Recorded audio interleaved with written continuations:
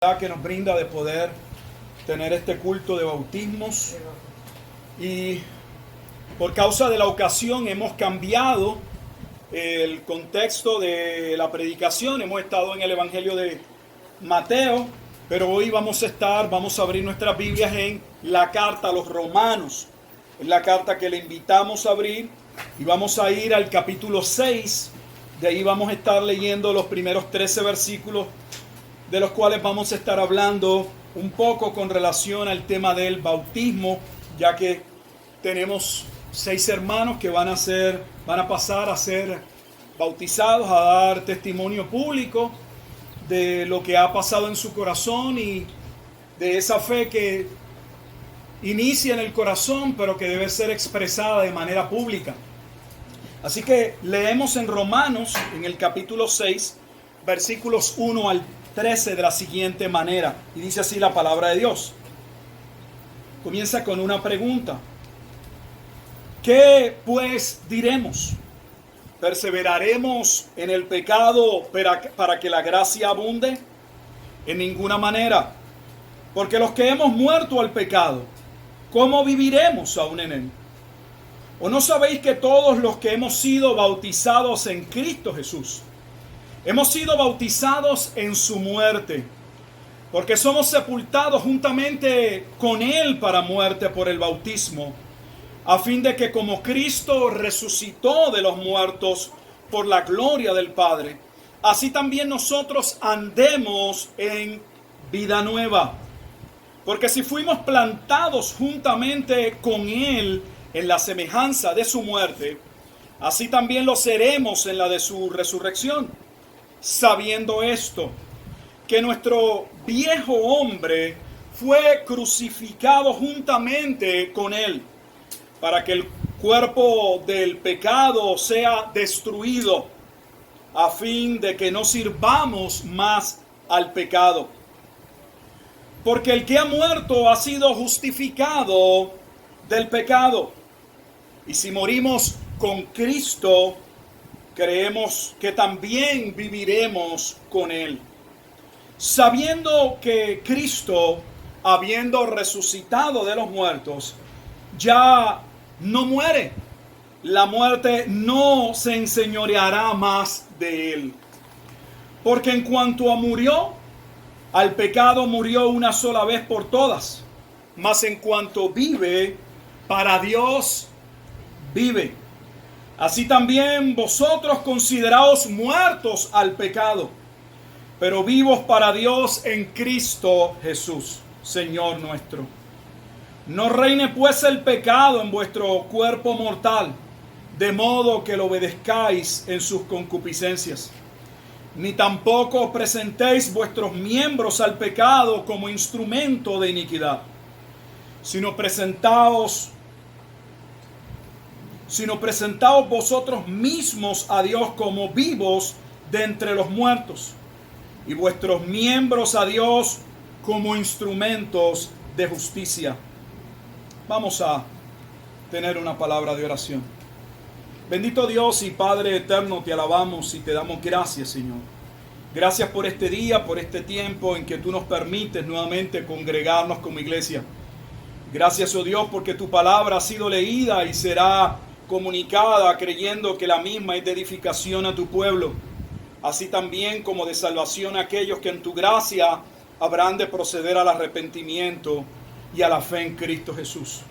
Permite que este tiempo, en esta tarde, sea un tiempo donde tu Hijo sea exaltado, donde tu iglesia sea retada, edificada, confortada, también corregida, Señor.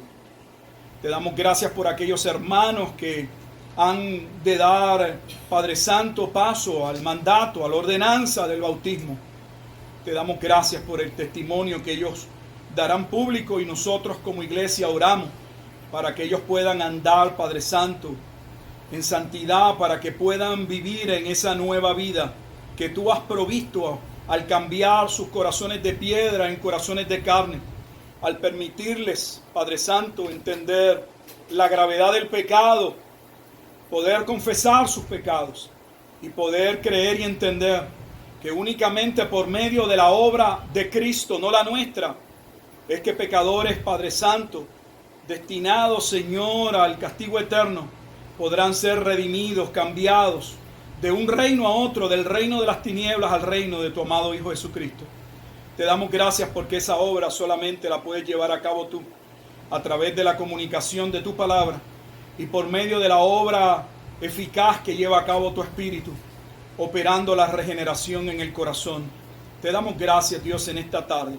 Y es en Cristo Jesús quien oramos y damos gracias. Amén. Amén. Permítame poner el contexto de este capítulo 6, que no vamos a estar compartiéndolo completo.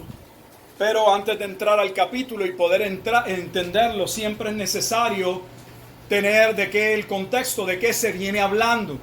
Y para ello vamos a hacer un pequeño resumen, muy pequeño, de los primeros capítulos que anteceden al capítulo 6, de los primeros 5 capítulos.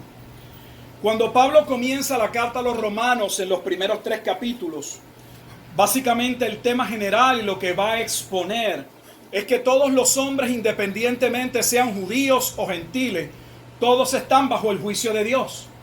Desde el capítulo 1 presenta que la ira de Dios está sobre los hombres porque Él se rebeló y nosotros hemos decidido tapar esa verdad. Y hemos visto en nosotros, aunque no lo entendíamos, las repercusiones de esa rebeldía, de ese rechazo a la verdad. Pablo presenta en el capítulo 1, desde el versículo 18 en adelante, cómo la ira de Dios está presente en la vida de todos aquellos que no han sido alcanzados por Dios, aunque ellos no lo entienden. Piensan que su pecado puede satisfacerlos, piensan que porque puedan vivir momentos donde puedan hallar cierta plenitud o gozo, eso es completo, eso puede transformar sus vidas de manera que puedan sentir y hallar propósito, lo cual no pueden hallar. Pablo dice que solo terminarán encontrando destrucción. Cuando Pablo avanza al capítulo 2, la idea que Pablo presenta en el capítulo 2 es que Dios ha sido paciente. Si todos hemos sido culpables, la pregunta que debemos hacernos, ¿por qué Dios no nos ha juzgado pudiéndonos juzgar? Y la idea que Pablo presenta es que Dios ha sido paciente esperando que procedamos al arrepentimiento. Sin embargo, el estado caído en que el hombre se encuentra se evidencia, pues no procedemos al arrepentimiento. Sin embargo, nos pasamos haciendo juicios. Hacemos juicios sobre el mal que otros hacen. Condenamos lo que otros hacen mal. Pero no podemos ver nuestro propio pecado y el juicio en que nos encontramos delante de Dios. De manera tal que cuando Pablo avanza al capítulo 3 de Romanos, ya Pablo expone abiertamente y completamente que tanto judíos como gentiles están bajo condenación. Que no hay manera que el hombre en su estado natural pueda hacer alguna obra para salvarse. Y comienza a introducir el tema de la justificación. El tema de la justificación es un tema en extremo importante, porque aunque por lo general la Reforma Protestante enfatizó, marcó, resaltó que la salvación es por medio de la fe en Jesucristo, no es menos cierto que esa fe está basada en la obra de Cristo. De manera tal que no hay salvación sin la obra de Cristo. No hay una obra que yo pueda hacer para merecer la salvación. Pero la base de la salvación es la obra que Cristo ha hecho. Por eso Él vivió una vida perfecta. Por eso es que cuando hablamos del medio por el cual somos justificados, tenemos que enmarcar completamente la vida de Cristo, tanto su vida, su muerte, como su resurrección. Porque su vida perfecta es lo que lo coloca en la posición de ser el cordero inmolado perfecto para poder sustituir a aquellos que Él vendría a sustituir o aquellos por los cuales Él vendría a morir en la cruz de manera que hallasen salvación. Así que Pablo presenta en el capítulo 3 que la salvación únicamente puede ser recibida por medio de la obra de Cristo. ¿Qué hace esta justificación? ¿Qué es ese término teológico que usamos y que a veces se nos hace difícil poder darle el significado? La justificación implica una total absolución de nuestros pecados. Implica el total perdón.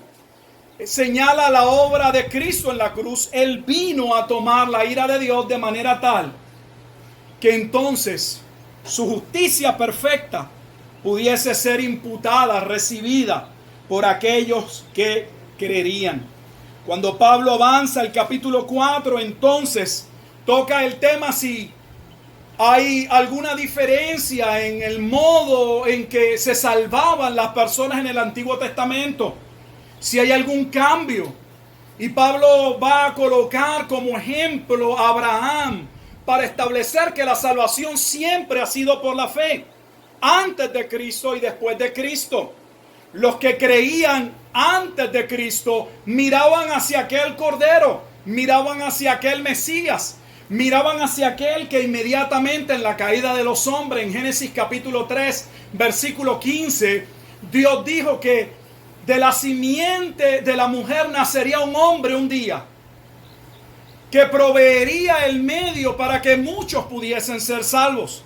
De la misma manera que por medio de un hombre todos caímos en el pecado y el pecado nos alcanzó a todos. Pablo explicará luego en el capítulo 5 que es por medio del segundo Adán, es por medio de Cristo, es por medio de la promesa planteada en la caída en Génesis 3:15 que muchos alcanzarían salvación.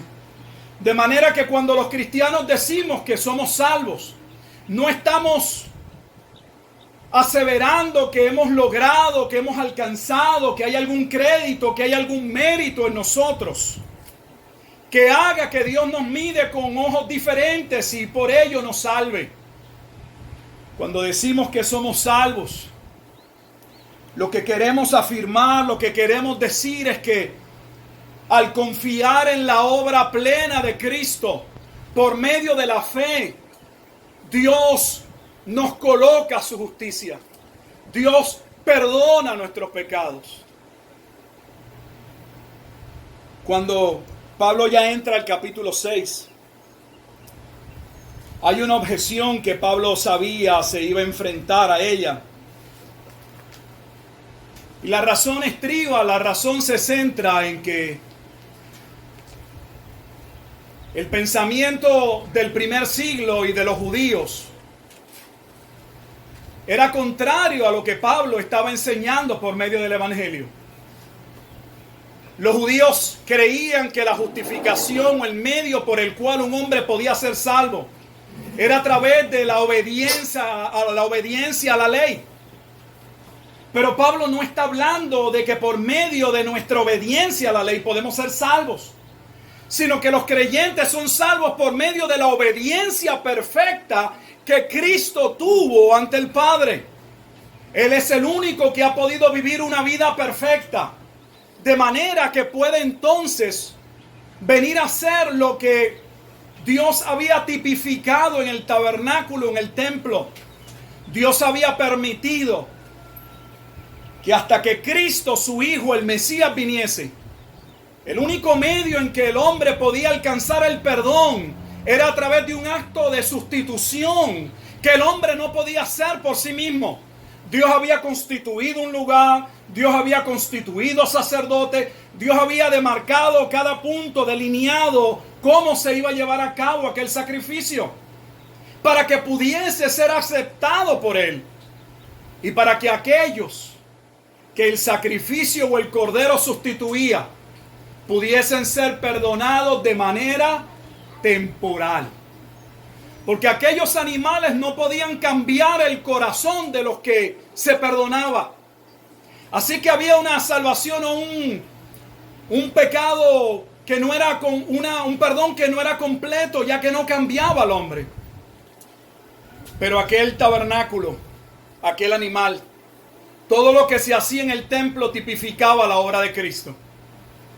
Así que Cristo, habiendo vivido una vida perfecta y habiéndose presentado no en un templo hecho de manos, sino en la presencia de Dios, como dice el libro de Hebreos, habiendo derribado la pared que dividía el lugar santo del Santísimo, aquello que claramente establecía que había una separación entre Dios y el hombre, aquella cortina del velo santísimo. Eso era lo que representaba. No podemos acercarnos a Dios. Y Dios había establecido un sumo sacerdote que solamente una vez al año podía entrar a ese lugar. Y ese sumo sacerdote tipificaba la obra de Cristo. Pero Cristo, habiendo presentadose al Padre por aquellos que mueren, la Escritura dice en los evangelios que el velo del templo se rasgó de arriba abajo. La carta a los hebreos recoge y asevera, testifica, establece que ya no existe tal velo. Que todos aquellos que hemos acudido a Cristo podemos presentarnos ahora delante del trono de Dios que antes hubiésemos muerto. Porque Cristo no solamente entró como nuestro gran sumo sacerdote, sino que Él mismo se ofreció a sí mismo por nosotros. Ese es el mensaje glorioso del Evangelio. De manera que solo hemos aportado, por así decirlo de una manera humana, nuestro pecado.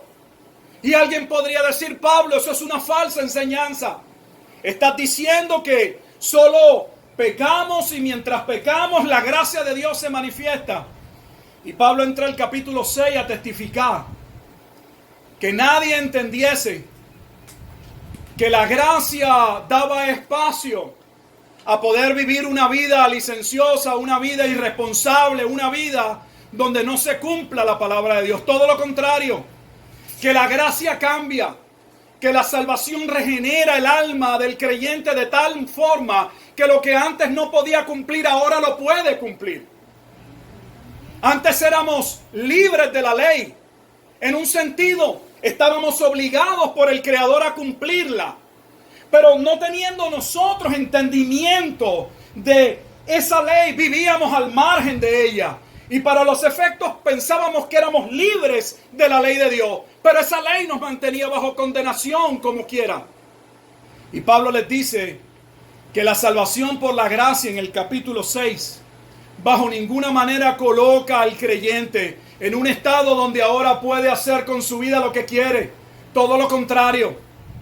Pablo va a establecer que esa salvación cambia, habilita y coloca al hombre en una posición donde ahora él se somete obedientemente, voluntariamente al señorío de su Salvador para obedecerle.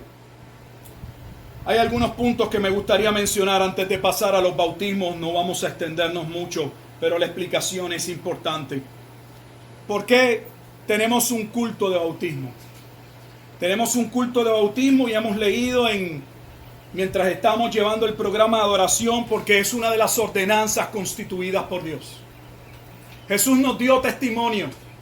Él mismo se bautizó aun cuando Juan el Bautista le dijo: soy yo quien debería ser bautizado por ti. Sin embargo, Jesús le dijo: Juan, es necesario que se cumpla toda justicia, porque él tenía que cumplir con toda la justicia de manera tal que él fuese el justo y el que justifica. Así que nos bautizamos porque es una ordenanza. La iglesia cristiana reconoce dos ordenanzas: la ordenanza del bautismo como un acto, como un testimonio de lo que ha sucedido en el corazón de aquel que Dios ha salvado. Vamos a ver el significado. Y también la ordenanza de la cena del Señor, donde conmemoramos, donde representamos y donde también anhelamos la esperanza de su segunda venida, donde los elementos del pan y de la copa representan la obra de Cristo, salvando a los pecadores, y también con la esperanza de su segunda venida. Así que nos bautizamos y bautizamos a nuestros hermanos, porque la Escritura de esa manera lo afirma. Cuando vemos el libro de los Hechos, claramente la Escritura establece que inmediatamente la gente creía, eran bautizados. Cuando uno ve el primer mensaje de Pedro, Pedro predica, y cuando las personas le dijeron a Pedro: ¿qué haremos? Pedro les dijo: arrepentíos y bautícese. O sea, Pedro inmediatamente los llamó a bautizarse, a arrepentirse y a dar el paso del bautismo. Lo mismo podemos ver con Felipe.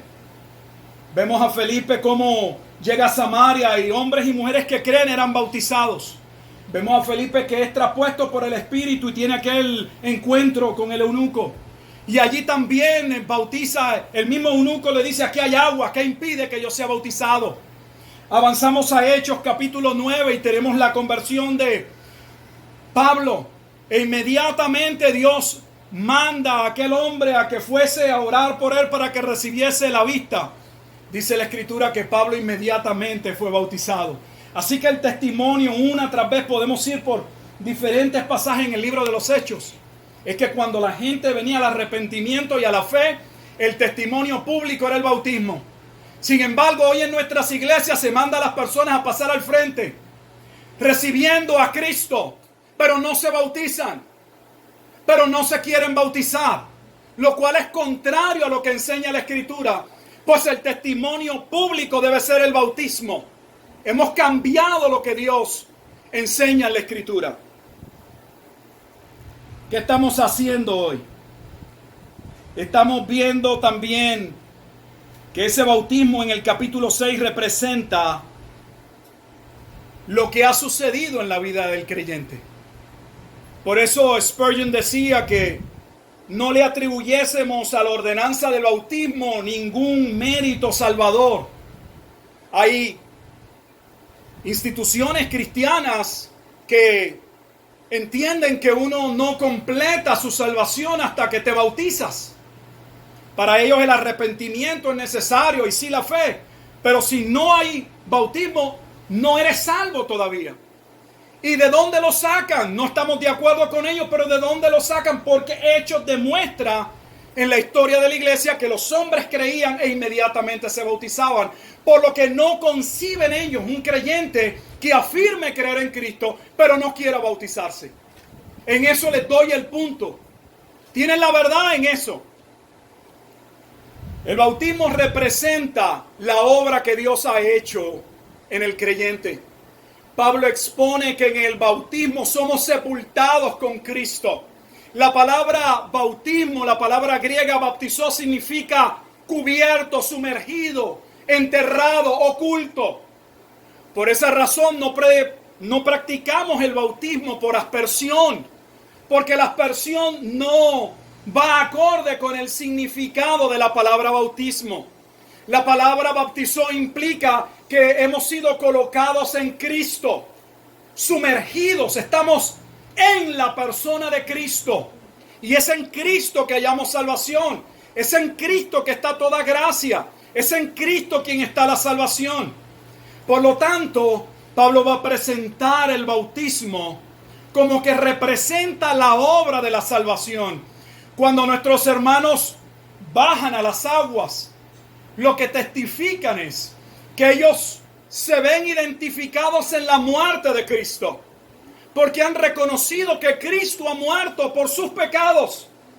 Pero Cristo no solamente ha muerto por sus pecados, ellos también se ven unidos a Cristo en su resurrección. Pues como Pablo dice, Cristo no podía ser retenido por la muerte.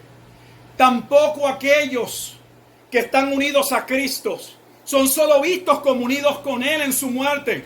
También están unidos a Cristo en su resurrección, lo que implica que la vida de ellos es la vida de Cristo. Ahora están vivos no por algo que hay en ellos, sino porque Cristo mismo es la esperanza de gloria en ellos. Y eso es básicamente lo que representa el bautismo. El bautismo representa la obra de la salvación testificada por medio de este acto, donde bajamos a las aguas, declaramos que hemos muerto al pecado, que ya no queremos vivir una vida rebelde y que nos levantamos juntamente con Cristo a una vida nueva. Es la manera bíblica entonces de dar testimonio de la fe. Y eso es lo que nuestros hermanos van a pasar a hacer en el bautismo. Ellos, al bautizarse, no van a recibir una gracia diferente que la gracia que ya han recibido. Ellos van a testificar de la obra que ha ocurrido en sus corazones por la gracia y por la misericordia de Dios. Termino con Romanos 6, 12 al 13. Pablo concluye diciendo: no reine pues el pecado en vuestro cuerpo mortal, de modo que lo obedezcáis en sus concupiscencias. Ni tampoco presentéis vuestros miembros al pecado como instrumentos de iniquidad, sino presentaos vosotros mismos a Dios como vivos de entre los muertos, y vuestros miembros a Dios como instrumentos de justicia. El llamado de la Escritura, el llamado de Dios para finalizar, el llamado a aquellos que se bautizan y a aquellos que ya nos hemos bautizado. Es que de la misma manera en que usábamos nuestra vida para dar paso a todo tipo de codicias, lujuria, pasatiempos, distracciones pecaminosas, según nuestro cuerpo era utilizado para el pecado, ahora Dios nos llama en Cristo a utilizar no nuestro cuerpo, todo nuestro ser. Pues la salvación que alcanzamos en Cristo no es una salvación solo del alma. Incluye todo lo que somos. Y se tiene que evidenciar en todo lo que somos. Y lo que Pablo está diciendo, si lo que creíamos antes determinaba nuestras acciones, con quiénes nos relacionábamos, qué música escuchábamos, con quiénes compartíamos, quiénes eran nuestras amistades, ahora debe evidenciarse estando en Cristo, que hemos pasado a ser parte de una nueva familia, que nuestros pensamientos, decisiones, nuestras relaciones, que nuestro propósito y la razón por la que vivimos ahora es una distinta. Y lo que distingue, y oro para finalizar, es que nuestra vida antes de Cristo estaba caracterizada por nuestro egoísmo. Vivíamos para nosotros, para lo que nosotros pensábamos nos daba plenitud, nos hacía sentir contentos, bien, nos proveía algún propósito, aunque fuese pasajero. Pero ahora en Cristo no vivimos para nosotros. Nuestro compromiso es vivir para la gloria de Dios. Si usted es un creyente y está en Cristo, usted ha sido llamado a vivir para la gloria de Dios. De manera que el resumen de los versículos 12 al 13 es Pablo diciendo, o Dios hablando por medio de Pablo y diciéndole a los que se bautizan, que el bautismo no es un paso a vivir de una manera desenfrenada y libre, sino que el bautismo es un compromiso a vivir una vida de santidad, sin la cual nadie verá al Señor. Dios nos ayude y nos bendiga. Vamos a orar. Padre, te damos gracias en esta tarde. Gracias por este tiempo, por este espacio, por este medio, por este hogar que ha abierto las puertas para que podamos tener este culto. Oramos por aquellos que van a pasar próximamente a ser bautizados, testificando frente a nuestros hermanos lo que tú has hecho en su corazón, dando testimonio al bajar a las aguas de que han muerto a una vida de rebeldía, a una vida de ese egoísmo irracional característico de esa naturaleza caída donde vivimos solo para nosotros y solo para nosotros, y donde ahora ellos se levantan buscando vivir para tu gloria. Reconocemos, oh Dios, que ni ellos ni nosotros podemos vivir solo por nuestra fuerza. Por lo tanto te pedimos, Señor, que con el mandato en que tú nos das, Señor, también nos des las fuerzas, también nos capacites por medio de tu Espíritu para poder vivir a la altura de lo que tú mereces, para que podamos vivir conforme a ese llamamiento santo con el cual hemos sido alcanzados. Te damos gracias, Padre Santo, y es en Cristo Jesús en quien oramos y damos gracias. Amén y amén. Vamos a